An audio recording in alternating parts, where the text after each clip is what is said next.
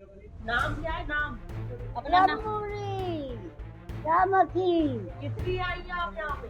माँ डीएम साहब के पास किस लिए आई है? सर के पास क्यों आई हो आप? यहाँ पे क्यों आई हो?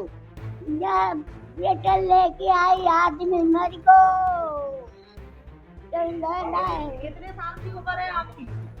प्रशासन अगर संवेदनशील हो तो किसी भी पीड़ित को न्याय मिलने में देर नहीं लगती। ऐसा ही एक भावुक कर देने वाला मामला सामने आया, जहां 112 साल की एक वृद्ध महिला अपनी वृद्धावस्था पेंशन की मांग को लेकर जिलाधिकारी कार्यालय पहुंच गई। उम्र के इस पड़ाव पर भी हक के लिए उनकी यह जद्दोजहद देखकर प्रशासन भी तुरंत हरकत में आ गया। दरअसल 112 वर्ष की बुजुर्ग महिला लंबे समय से अपनी वृद्धावस्था पेंशन बंद होने से परेशान थी। कई बार प्रयास करने के बाद भी जब उन्हें कोई समाधान नहीं मिला तो वह सीधे जिलाधिकारी कार्यालय पहुंच गईं और अपनी समस्या अधिकारियों के सामने रखी। महिला की बात सुनकर जिलाधिकारी सीपी सिंह ने मामले को गंभीरता से लिया और तुरंत संबंधित विभाग के अधिकारियों को तलब किया। जिलाधिकारी ने साफ निर्देश दिए कि वृद्ध महिला की पेंशन से जुड़ी सभी औपचारिकताओं को प्राथमिकता के आधार पर पूरा किया जाए और अधिकतम 3 दिनों के भीतर उनकी वृद्धावस्था पेंशन दोबारा शुरू कराई जाए। नाम क्या है? नाम अपना नाम। रामकी किस लिए आई है आप यहाँ पे? माँ डीएम साहब के पास किस लिए आई है? सर के पास क्यों आई हो आप? यहाँ पे क्यों आई हो? बेटा लेके आई आदमी मर को कितने साल की उम्र है आपकी? आदमी है गई साथ नहीं, आपकी उम्र कितनी है? यही हाँ, तुम्हारे न्यू समझो अगर ये जाए काए जब 9-10 वर्ष को बेच के राखी लाई। जिलाधिकारी ने कहा कि सरकार द्वारा समाज के हर वर्ग के लिए कई कल्याणकारी योजनाएं चलाई जा रही हैं और पात्र लोगों को इन योजनाओं का लाभ जरूर मिलना चाहिए। उन्होंने सभी नागरिकों से अपील की कि यदि किसी योजना का लाभ पाने में उन्हें किसी तरह की दिक्कत आ रही हो तो वे सीधे प्रशासन से संपर्क करें ताकि उनकी समस्या का समाधान किया जा सके। आज जो हम लोग पब्लिक से मिलते हैं, सुनवाई करते हैं, उसमें एक माता जी जिनकी उम्र 112 वर्ष है, उनका नाम रंभूली है, इंद्रपुरी कॉलोनी शहर की रहने वाली है और उनको कहीं से जानकारी मिली कि सरकार जो है गरीब लोगों की बहुत मदद कर रही है। वो अपने बेटे के साथ आज यहाँ आई हुई थी। जब मैंने जानकारी की तो वो उनको ये नहीं पता था कि बहुत आसानी से आजकल जो वृद्धावस्था पेंशन है वो सरकार स्वीकृत करा दे रही है।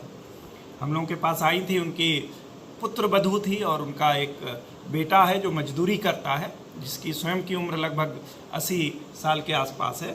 तो बैठ करके पूरा विभाग के लोगों को बुलाया गया है और अगले 3 दिनों में उनकी पेंशन, वृद्धावस्था पेंशन भी स्वीकृत कराई जा रही है और स्वीकृत कर दी जाएगी।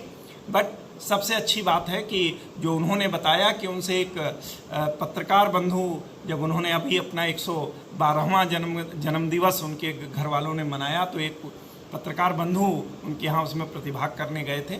उन्होंने उनसे कहा कि सरकार ने ऐसी ऐसी योजना चलाई हुई है, अम्मा आप कलेक्ट्रेट में जाओ और कलेक्टर साहब के ऑफिस में मिलो और वहाँ से ज़रूर आपका काम हो जाएगा। तो ठंडी के कारण ये नहीं आ पाई थी और आज आई हैं। और मैं आप लोगों के माध्यम से ये कहना चाहूँगा कि सरकार ने जो ज़रूरतमंद लोग हैं, बहुत सी योजनाएं चलाई हुई हैं। वृद्धावस्था पेंशन है, निराश्रित महिला पेंशन है, दिव्यांग पेंशन है, इसके अलावा सामूहिक विवाह योजना माननीय मुख्यमंत्री की चल रही है। पिछड़े वर्ग के लोगों के, सामान्य वर्ग के लोगों को, अनुसूचित जाति जनजाति के वर्ग के लोगों को शादी, बच्चियों की शादी में अनुदान सरकार दे रही है। इसके अलावा किसी की असामयिक मृत्यु हो जा रही है तो उसको भी राष्ट्रीय पारिवारिक लाभ योजना के तहत लाभान्वित करती है। कोई कृषक है जिसकी दुर्घटना में मृत्यु हो जाती है तो माननीय मुख्यमंत्री कृषक कल्याण दुर्घटना योजना के तहत उसे 5 लाख रुपए सरकार देती है।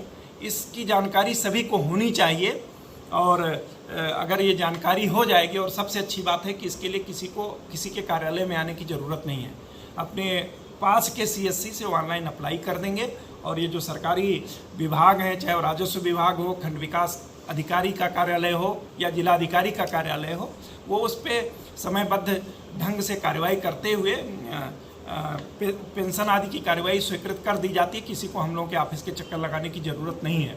और चूँकि माननीय मुख्यमंत्री जी के कार्यालय के स्तर पर और विभागों के स्तर पर भी इसकी साप्ताहिक समीक्षा होती है और जो प्रमाण पत्र आदि हैं उनके प्रतिदिन हमारे यहाँ समीक्षा की जाती है कि कोई टाइम बियॉन्ड टाइम तो नहीं है। तो ये मैं आप लोगों को भी साधुवाद दूंगा कि जिस भी पत्रकार बंधु ने इनको माताजी को बताया था वो बहुत ही बधाई का पात्र है और आप लोगों से मैं अनुरोध करूंगा कि इस तरीके। आपको बता दें कि जिलाधिकारी की इस संवेदनशील पहल से जहां वृद्ध महिला को राहत मिलने की उम्मीद जगी है, वहीं प्रशासन के इस मानवीय रवैये की भी लोग सराहना कर रहे हैं। पंजाब केसरी टीवी के लिए मथुरा से मदन सारस्वत की रिपोर्ट।